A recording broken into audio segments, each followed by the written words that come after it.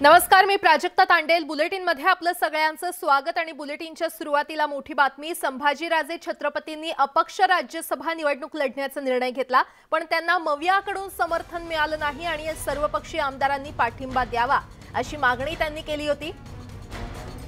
मात्र शिवसेना पक्षात प्रवेश केल्यास उमेदवारी या अटीवर ठाम राहिली. त्यामुळे संभाजीराजे आता निवडणुकीबाबत नेमकी काय भूमिका घेणार याकडे सगळ्यांचं लक्ष लागले.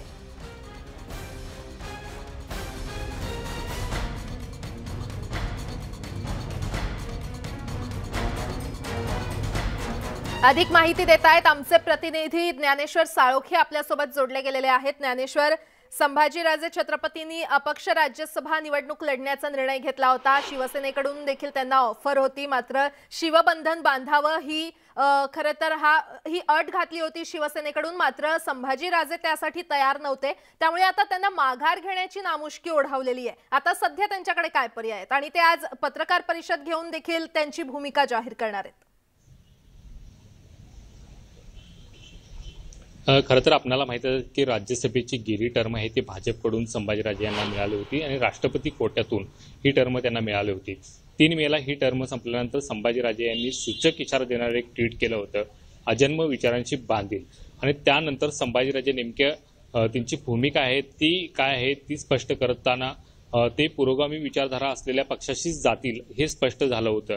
मात्र त्यानंतर 12 मेला संभाजीराजे यांनी पुन्हा पत्रकार परिषद घेतली आणि अपक्ष लढण्याचा निर्धार आहे तो जाहीर केला. याचबरोबर स्वराज्य संघटनेची स्थापना सुद्धा त्यांनी या पत्रकार परिषदेमध्ये घोषित केली.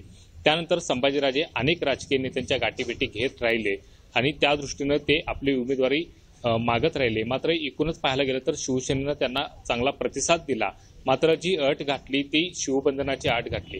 त्यामुळे राजेंच्या समोर हा ठेवलेला करारपत्ररूपी तह राजेंना आवडला नाही. त्यांनी हा सगळा तह आहे किंवा करारपत्र आहे किंवा हा प्रस्ताव आहे तो धुडकावून लावला आणि अपक्ष लढण्यावरती ते ठाम राहिले. मात्र एकूणच पाहायला गेलं तर या ठिकाणी राज्यसभेच्या उमेदवाराला 42 मतांची गोळाबेरीज केल्याशिवाय त्याचा विजय सुकर नाही आणि त्यामुळे ही वेळाघोळीच करताना संभाजीराजेंना कुठेतरी दमछाक झाली आणि त्यानंतर संभाजीराजे या ठिकाणी या निवडणुकीतून माघार घेतील अशा पद्धतीची शक्यता आहे ती व्यक्त केली जाते.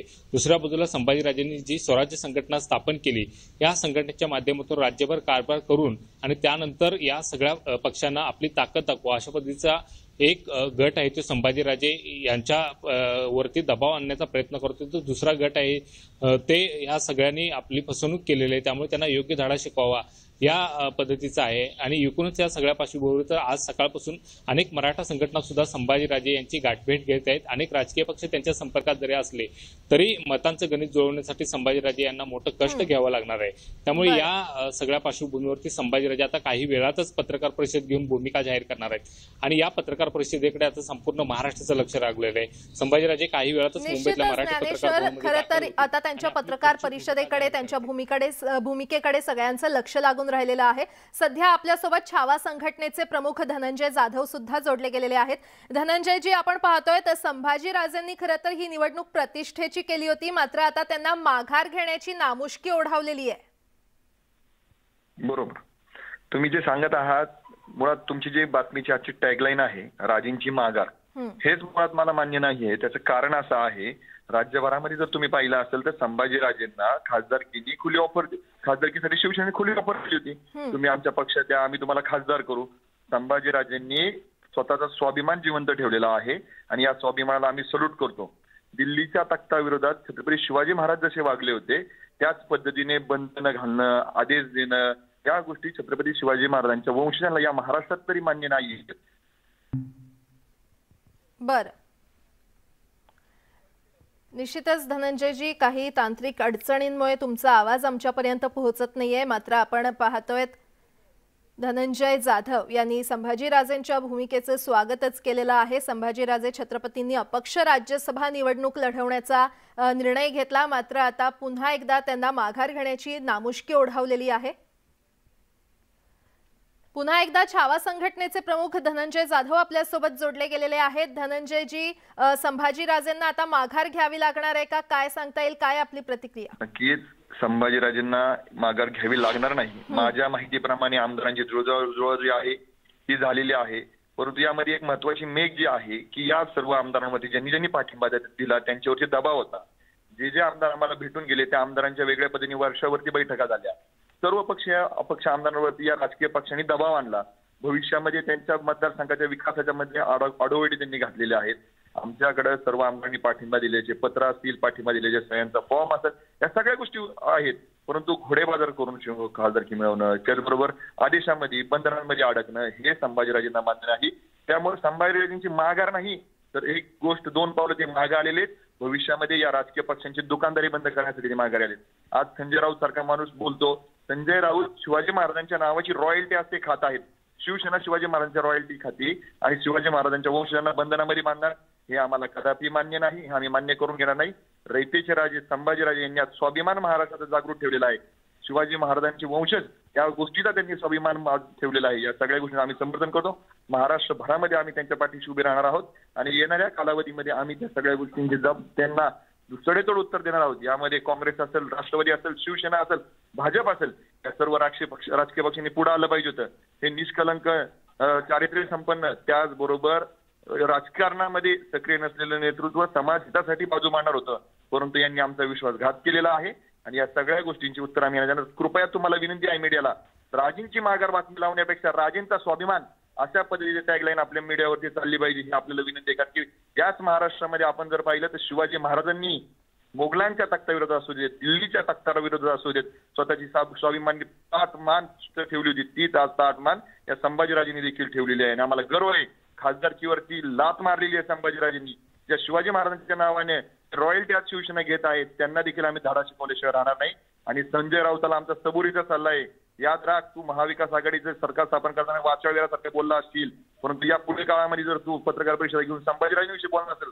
काल मीडियाच्या माध्यमातून मी पाहिलं, मीडियाने प्रश्न विचारला की संभाजीराजेंचे कार्यकर्ते म्हणतात आता राज्यसभा नव्हे तर राज्यच घेऊ. हरामखोर म्हणतो काय? नाही, देश घ्यावा. असल्या वाचाळवीराचा आम्ही बंदोबस्त केल्याशिवाय राहणार नाही. संजय राऊताला ही आमची अखेरची चेतावणी आहे आणि संभाजीराजेंची माघार नाही तर हा स्वाभिमान आहे. बरं. मात्र मराठा समाजातल्याच माणसाला आता उमेदवारी मिळालेली आहे ते म्हणजे संजय पवार. याचा आनंद तुम्हाला नाहीये का? आनंद म्हणायचं काय? अहो, तुम्ही छत्रपतींच्या विरोधात मावळा शब्द वापरता, मराठा शब्द वापरता. या सगळ्या गोष्टी जर तुम्ही छत्रपतींच्या राज्यामध्ये छत्रपतींना शह देण्याचं बातम्या लागतात. आम्ही छत्रपतींना शह दिला काय? तर जो व्यक्ती नगरसेवकाला पडला त्याचं डिपॉझिट जप्त होण्याची वेळ आली होती, अशा व्यक्तीला तुम्ही छत्रपतींच्या विरोधामध्ये उमेदवारी देता आणि मावळ्याचा स्वाभिमान राखला म्हणता, मावळ्याला मोठं केलं म्हणता. या गोष्टी या महाराष्ट्रामध्ये आम्हाला मान्य नाहीत. आणि हे विष कोण पेरतंय मावळा आणि छत्रपतींमध्ये? तर ही शिवसेना. या शिवसेनेला या गोष्टींची किंमत मोजावी लागेल. जो उमेदवार दिला त्याला लखलाभ हो, विजय हो, त्याला शुभेच्छा. परंतु या महाराष्ट्रामध्ये मावळा आणि छत्रपती या नात्यामध्ये जर कोण दुरावा निर्माण करत असेल तर त्याला छावा संघटना आणि सत्य संघटना तसंच सडेतोड उत्तर दिल्याशिवाय राहणार नाही. राजेंची माघार नाही तर राजेंचा हा स्वाभिमान आहे. बरं, धनंजयजी धन्यवाद न्यूज 18 लोकमतशी संवाद साधण्यासाठी. तर आता संभाजीराजे नेमकी काय त्यांची भूमिका स्पष्ट करणार याकडे सगळ्यांचं लक्ष लागलेलं आहे. आज ते पत्रकार परिषद घेणार आहेत, त्याच्यातून त्यांची भूमिका ते स्पष्ट करणार आहेत.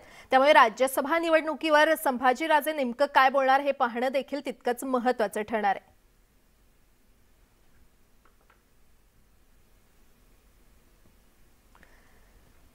तर आपण पाहतोय संभाजीराजे छत्रपतींनी अपक्ष राज्यसभा निवडणूक लढवण्याचा निर्णय घेतला होता. मात्र त्यांना मवियाकडून किंवा शिवसेनेकडून समर्थन मिळालं नाही. सर्वपक्षीय आमदारांनी पाठिंबा द्यावा अशी मागणी त्यांनी पत्राद्वारे केली होती. मात्र शिवसेना पक्षात प्रवेश केल्यास उमेदवारी या अटीवर शिवसेना ठाम राहिली आणि संभाजीराजे हे त्यांच्या भूमिकेवर ठाम राहिले. त्यामुळे आता त्यांना माघार घेण्याची नामुष्की ओढावलेली आहे. त्यामुळे आज ते नेमकं पत्रकार परिषदेमध्ये त्यांची भूमिका मांडणार आहेत आणि या भूमिकेकडे सगळ्यांचं लक्ष लागलंय.